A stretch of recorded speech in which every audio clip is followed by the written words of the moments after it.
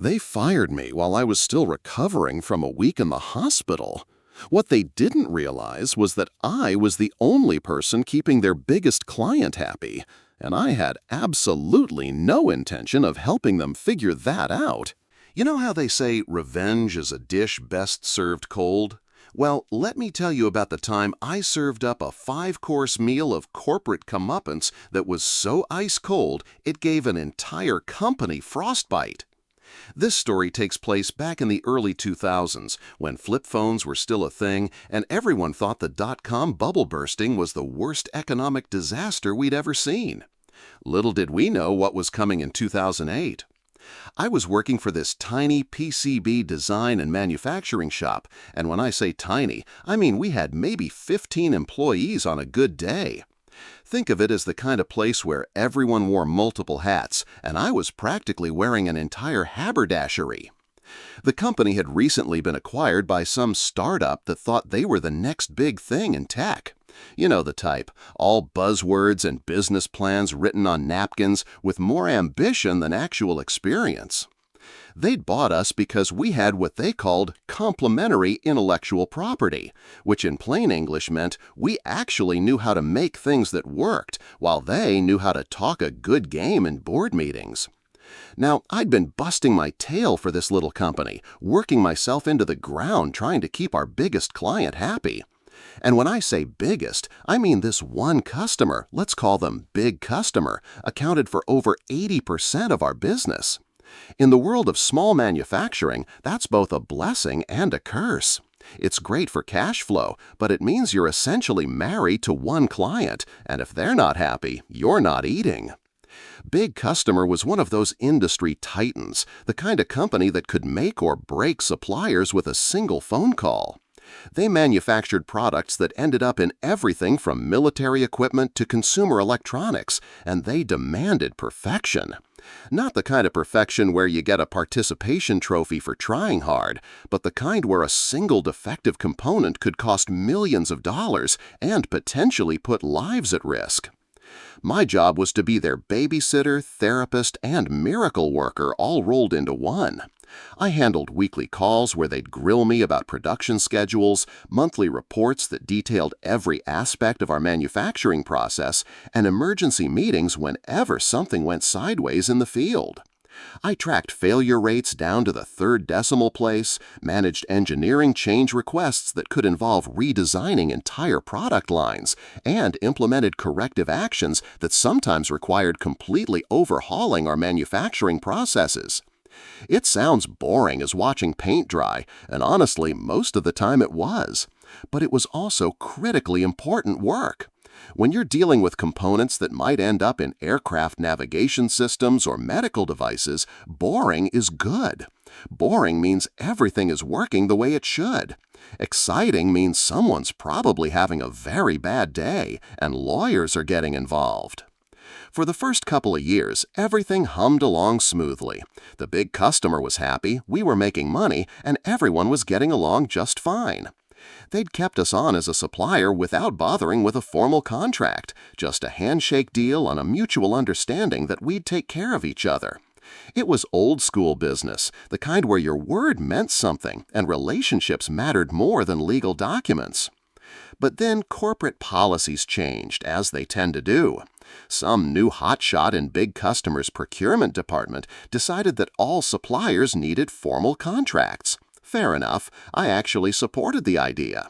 Having everything in writing protects everyone involved and makes expectations crystal clear.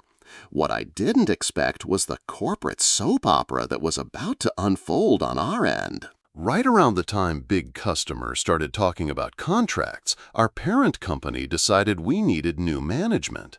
They forced a general manager on us, let's call him GM, who was supposedly going to optimize our operations and leverage synergies.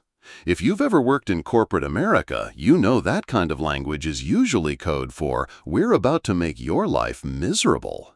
GM was everything wrong with modern corporate culture rolled into one insufferable package. He was the kind of guy who used phrases like "circle back," "move the needle," and "low-hanging fruit" without a trace of irony. He held meetings about meetings, created PowerPoint presentations for conversations that could have been emails, and somehow managed to make simple decisions that required committee approval. But his real superpower was his complete inability to understand what anyone in the company actually did. He'd come from some completely unrelated industry, I think it was retail or hospitality, and he had about as much understanding of electronics manufacturing as a goldfish has of quantum physics. He knew we made things, he knew customers paid us money for those things, and apparently that was all the detail his brain could handle. When big customers' proposed supplier contract landed on his desk, GM called me into his office with all the swagger of a gunslinger walking into a saloon. He slid the contract across his desk and gave me what I'm sure he thought was a meaningful look. "I need you to go through this contract," he said, "and write up a detailed explanation of why we can't meet each of these reporting requirements. I want documentation showing that their expectations are unreasonable and that we'll need to negotiate significant changes." I picked up the contract and started reading through it, expecting to find some onerous new requirements that would require major changes to our operations. Instead, what I found was a detailed description of exactly what I'd been doing for the past year and a half. Weekly production reports? Check. I'd been sending those every Friday afternoon without fail. Monthly quality metrics? Check. Those went out the first business day of every month. Failure rate analysis? Corrective action reports? Engineering change documentation? Check, check, and check. I had systems in place for all of it, and Big Customer's supplier manager had been getting every single report on time with all the supporting documentation they needed. I looked up at GM, who was sitting there with his arms crossed, waiting for me to start complaining about impossible demands. Instead, I had to deliver some news that clearly wasn't what he wanted to hear.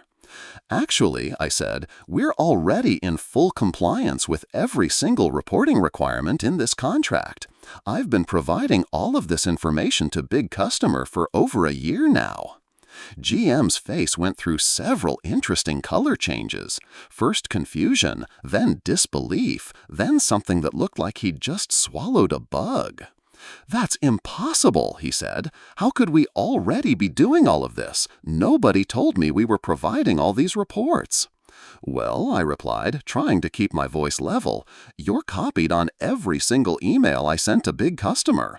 All the weekly reports, all the monthly summaries, all the supporting documentation, it's all been going to your inbox for months." That's when the light bulb went on, and I could see the exact moment the GM realized he'd been ignoring my emails for the better part of a year. To his credit, he didn't try to deny it. To his discredit, he didn't seem particularly embarrassed about it either. "Oh," he said, "those emails, right." It was at that moment I knew with absolute certainty that this guy had no idea what I did for the company, no understanding of how critical Big Customer was to our survival, and no appreciation for the relationship I'd spent years building. I was just another employee to him, sending reports he couldn't be bothered to read about work he didn't understand. What I didn't know at the time was that the GM had been brought in with a very specific mission. The parent company had decided to change our entire business model. Instead of being a manufacturer that designed and built complete products, we were going to become a design house that licensed our intellectual property to other companies. Those other companies would handle the actual manufacturing, and we'd just collect royalty checks. On paper, it probably looked great to the MBA types making the decision. Lower overhead, fewer employees, less risk, and potentially higher profit margins. In reality, it meant most of us were going to be out of jobs once the transition was complete. They were planning to keep maybe 3 or 4 engineers and let everyone else go. I'd heard rumors about this strategy change through the company grapevine, but I'd dismissed them as typical workplace gossip. Surely management wasn't stupid enough to kill a profitable business just to chase some theoretical improvement in margins. Surely they understood that our relationships with customers like Big Customer were worth more than whatever short-term savings they might achieve. I was giving them way too much credit. The stress of dealing with GM's management style, combined with the uncertainty about the company's future, started taking a serious toll on my health. I was working 60 to 70-hour weeks, trying to keep Big Customer happy, while also dealing with GM's constant interference and demands for reports about reports. I wasn't sleeping well, I wasn't eating right, and I definitely wasn't taking care of myself the way I should have been. That's when my body decided to stage its own little revolt. I came down with a serious internal infection, the kind that sneaks up on you gradually and then hits like a freight train. I'd never had anything like it before, so I didn't recognize the symptoms until it was almost too late. One day I was feeling a little under the weather, and the next day I was passing out at home and waking up in an ambulance. I spent a full week in the hospital from Sunday through Friday, hooked up to IV antibiotics and feeling like I'd been hit by a truck. The doctors told me I was lucky I'd gotten treatment when I did. Apparently, this particular type of infection could have been life-threatening if I'd waited much longer. It was a wake-up call about the importance of not ignoring your health, even when work seems like it can't wait. I was discharged on Friday afternoon with strict instructions to take it easy over the weekend and ease back into my normal routine gradually. I spent Saturday and Sunday recovering at home, catching up on sleep, and generally feeling grateful to be alive. By Monday morning, I was feeling much better and ready to get back to work. I should have stayed home. I walked into the office that Monday morning expecting the usual controlled chaos of a small manufacturing operation. Instead, I was greeted by the GM sitting in the conference room with someone from HR and a stack of paperwork. Before I'd even had a chance to check my email or grab a cup of coffee, I was being called in to what was obviously a termination meeting. "We've decided to eliminate your position," the GM said, without so much as asking how I was feeling after a week in the hospital. "We're restructuring the company and moving in a different direction." I sat there for a moment processing what I was hearing. They were laying me off on my first day back from a serious illness, with no warning and no discussion about alternatives. It was like a masterclass in how not to treat employees. The HR person started sliding papers across the table. Severance agreements, COBRA paperwork, non-disclosure agreements. Standard termination bureaucracy, but with one little twist. They wanted me to sign everything immediately, right there in the meeting. That's when my survival instincts kicked in. Anytime someone is pressuring you to sign legal documents without giving you time to review them, that's a red flag the size of Texas. I smiled politely, gathered up all the paperwork, and stood up. "I'll need 24 hours to review these documents before signing anything," I said, shaking hands with both of them. "I'll get back to you tomorrow." The GM looked like he wanted to argue, but there wasn't much he could say. I had every right to review termination paperwork before signing it, and any attempt to pressure me would just create potential legal problems for the company. I walked out of that building with my head held high, but inside I was panicking. This was 2009, right at the beginning of what would become known as the Great Recession. The job market was already starting to crater, and it was only going to get worse. Finding a new position in my field with my specific experience was going to be like looking for a needle in a haystack. But sometimes the universe has a sense of humor. Exactly 1 month after getting laid off, I found a new job. It wasn't perfect. The pay was about 25% less than what I'd been making, but it was steady work with a decent company, and in that economic climate, I felt like I'd won the lottery. I was just starting to settle into my new routine when my old boss, not GM, but the guy who'd been there before the acquisition, gave me a call. His name was Dave, and he was one of those old-school engineers who actually understood the business from the ground up. He'd been with the company for over a decade and knew every aspect of the operation. "Hey," Dave said, and I could hear the stress in his voice. "I hate to bother you, but I'm hoping you can help me understand something. We're having some issues with the big customer reports, and I'm not sure what information they're looking for." I felt genuinely sorry for Dave. He was a good guy who'd been caught in the middle of a corporate power struggle, and now he was trying to clean up the mess GM had created. During my layoff meeting, Dave had actually gotten emotional, something I hadn't even done. The whole situation was clearly tearing him apart. So I answered his questions, I explained the weekly reporting schedule, walked him through the monthly quality metrics, and gave him an overview of how I'd structured the relationship with Big Customer's supplier management team. I was thorough and professional, but I didn't volunteer any additional information beyond what he specifically asked about.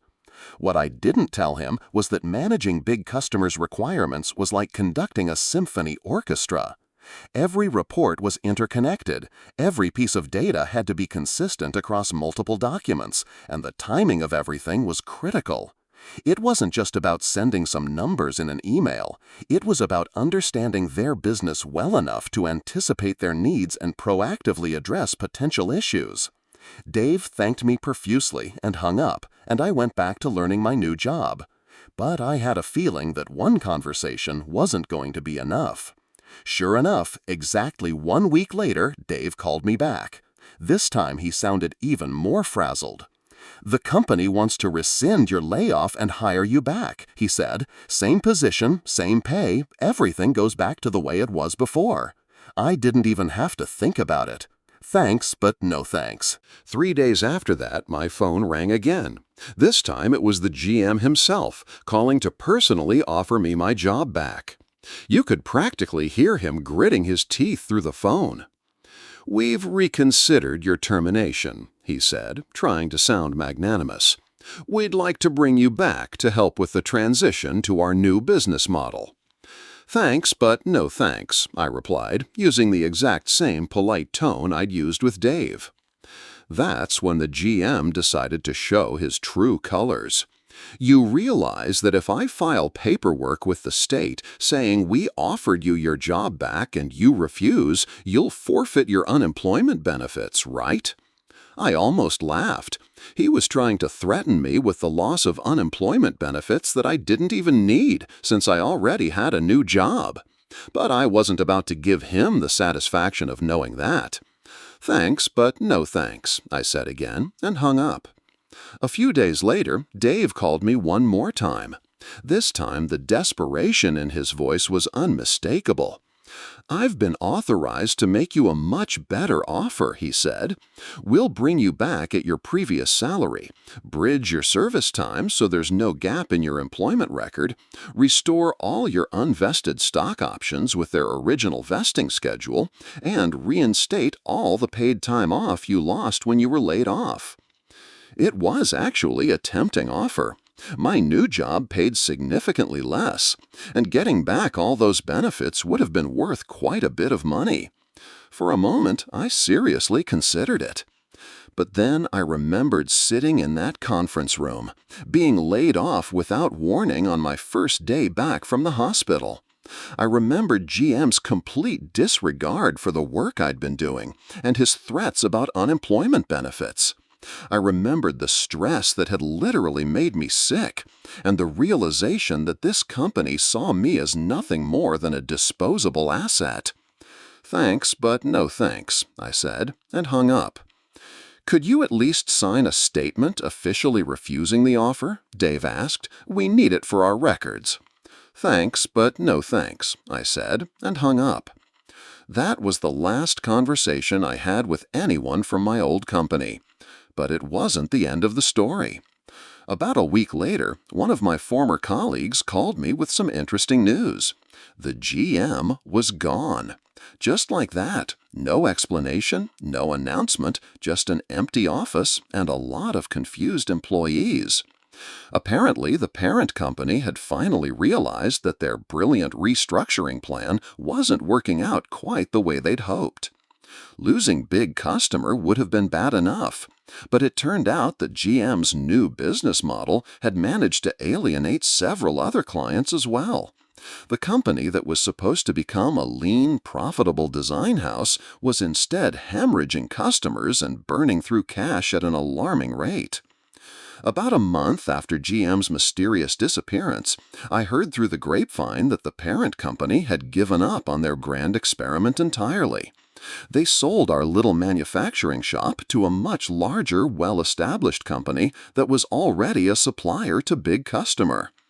The good news was that all the regular employees, the engineers, technicians, and production workers who actually made the company run, were retained by the new owners. Even Dave kept his job, which made me genuinely happy. The irony wasn't lost on me. The parent company had spent months trying to transform a profitable manufacturing operation into something completely different, only to end up selling it to another manufacturing company that understood the value of what they'd been trying to destroy. As for me, I stayed at my new job and focused on building a better career. The 25% pay cut turned out to be temporary. Within 2 years, I was making more than I'd ever made at the old company. More importantly, I was working for people who valued my contributions and treated me like a human being rather than a disposable resource. Looking back on the whole experience, I realized that the best revenge really is living well. I didn't have to plot against my former employer or sabotage their operations. I didn't have to badmouth them to other companies or try to steal their customers. All I had to do was walk away and let them deal with the consequences of their own decisions. They'd laid me off thinking I was just another employee who could be easily replaced. What they didn't understand was that I wasn't just doing a job. I was maintaining a critical relationship that kept their biggest customer happy. When they got rid of me, they didn't just lose an employee, they lost institutional knowledge, established processes, and a carefully cultivated business relationship that had taken years to build. The truly beautiful part was that I never had to lift a finger to hurt them. They did all the damage themselves through their own arrogance, short-sightedness, and complete failure to understand their own business. My revenge was simply refusing to save them from themselves. Sometimes the sweetest victory is just walking away and watching karma do its work. In this case, karma worked faster and more thoroughly than I ever could have hoped. The company that thought they could discard me without consequences ended up discarding themselves instead. And that, my friends, is how you serve up a dish of corporate comeuppance so cold it comes with its own ice age.